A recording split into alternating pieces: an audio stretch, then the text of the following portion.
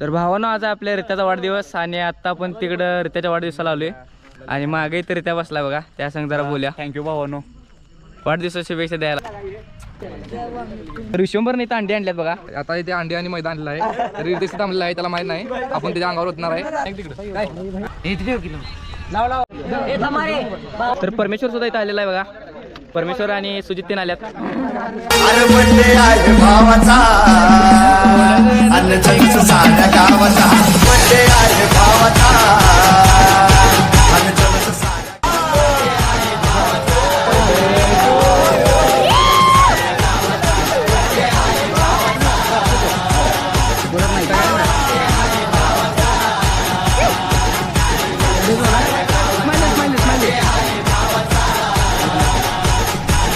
नाही मला तो वल्ला केला घरात घेत नाही आता.